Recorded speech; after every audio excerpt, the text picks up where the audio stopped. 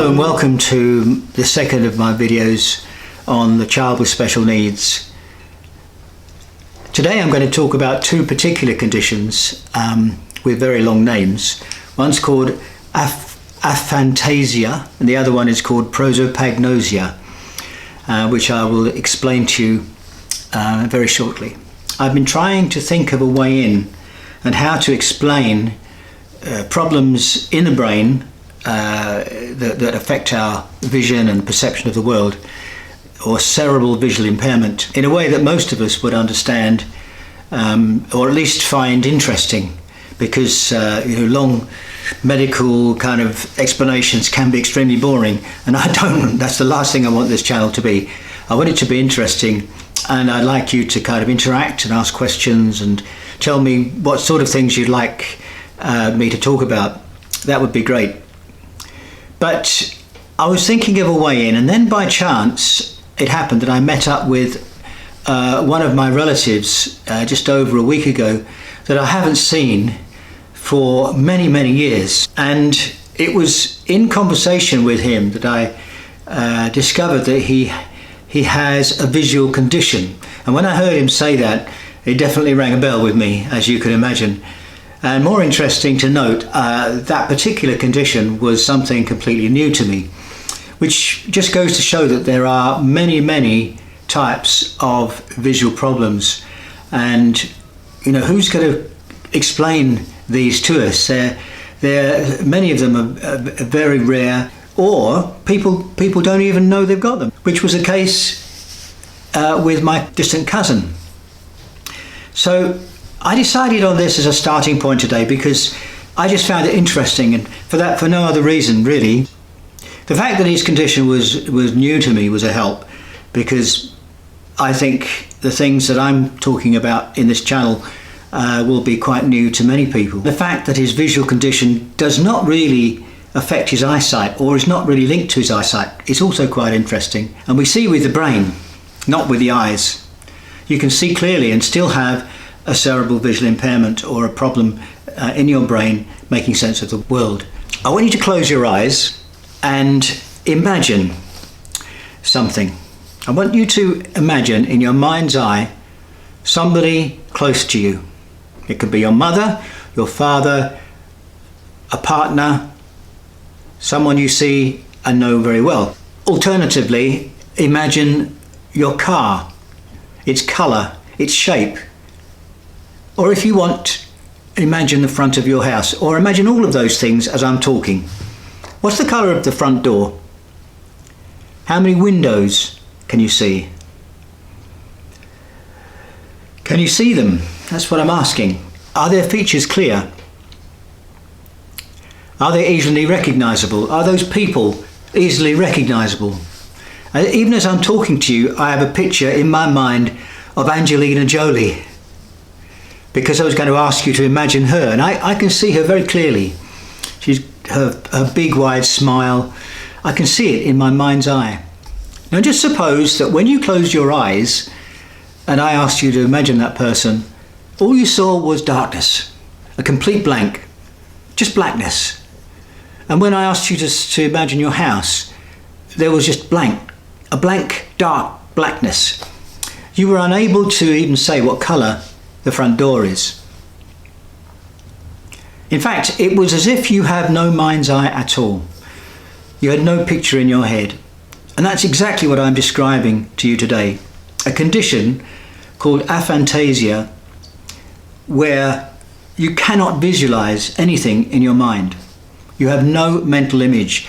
It seems very strange, and yet when I was talking to my distant cousin, he said he only found out about it just probably about 5 or 6 years ago.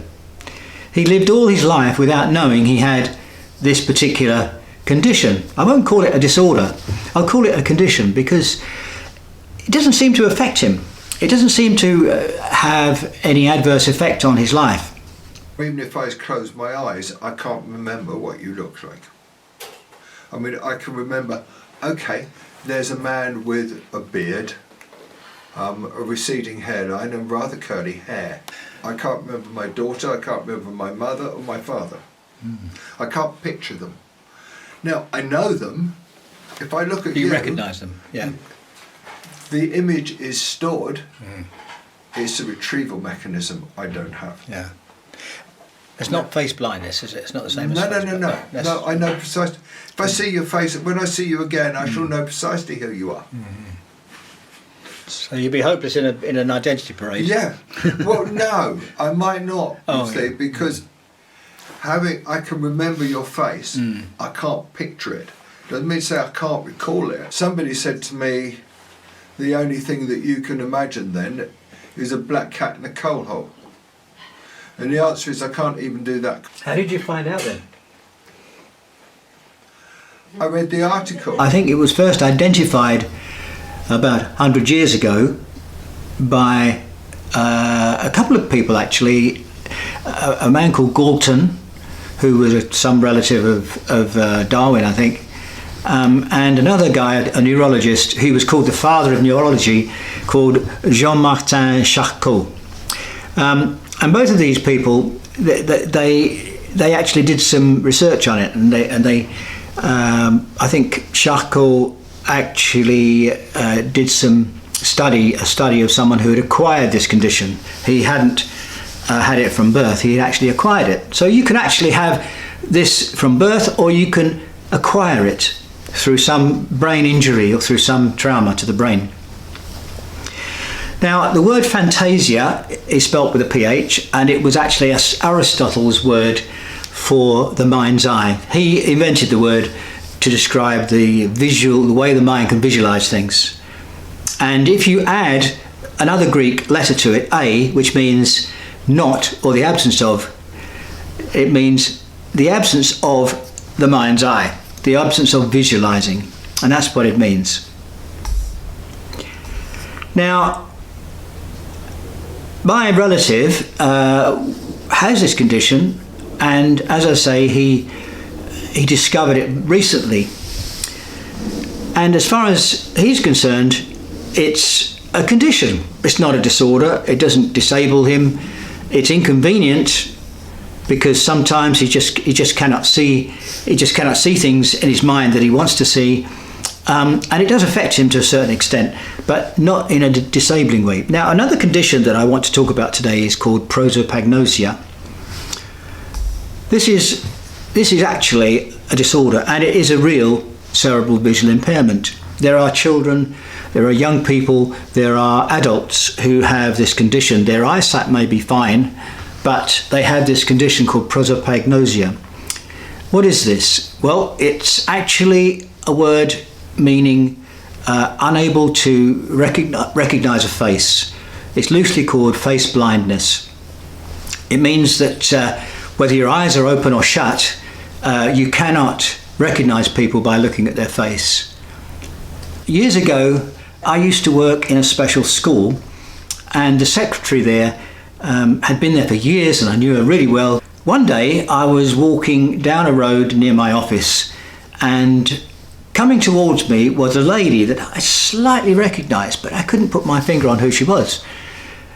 And then after a few seconds had gone by and she walked past, I suddenly thought, that's the secretary. How come I didn't know her? It was almost like I, for a moment, had prosopagnosia.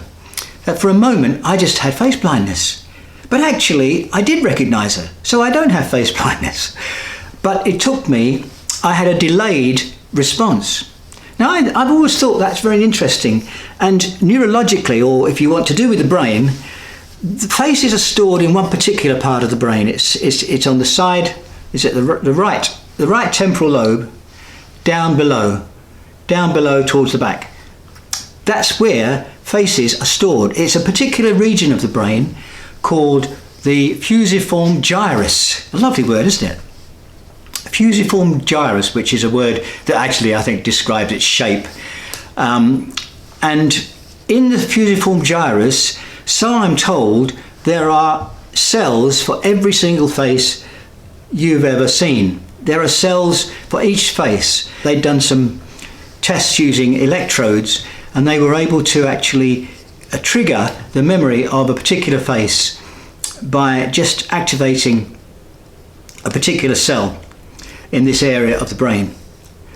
So this area also stores facial expressions.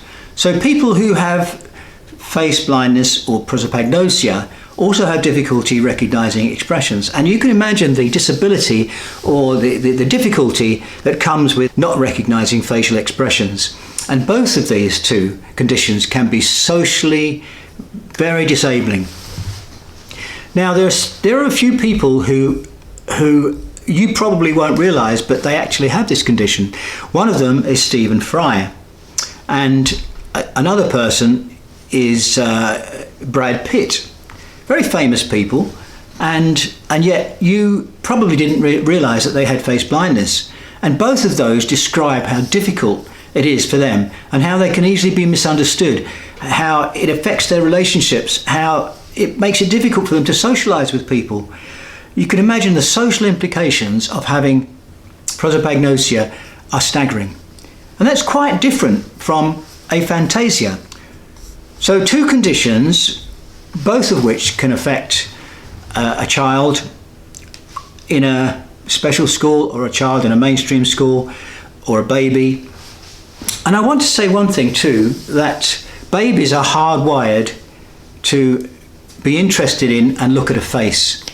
When you have a baby and you know that baby suffers from cerebral visual impairment of some kind, you want the baby to look at your face. Well, you want the baby to respond to you, to smile back to your face.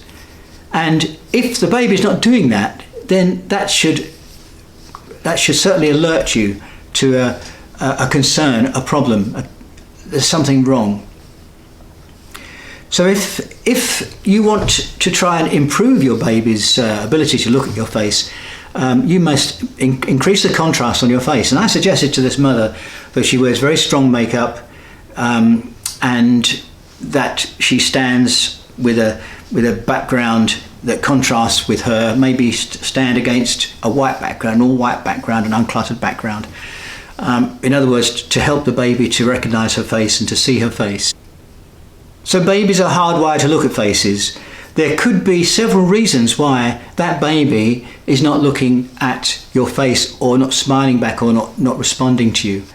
One reason could be prosopagnosia. Could be that part of the brain, the fusiform gyrus, is not really working properly. But another reason could be that they simply have very poor clarity of vision. They don't see very clearly at all. And that could be a reason, or they could have a difficulty with contrast, sensitivity. So just because the baby's not responding to your face doesn't mean they're face blind, but it means that that is one of the things that they could be affected by. Well, I'm going to sort of bring this to an end today. Just want to thank you very much for watching. Thank you those who have subscribed. I would hope that if you can subscribe, it really helps, because then you'll see the next video coming up. And if you have any comments you want to make today, please write them down. If you have any questions, if you have any ideas or things that you would like me to talk about, then please by all means do that. But otherwise, thank you very much for watching today, and I'll see you next time. Bye.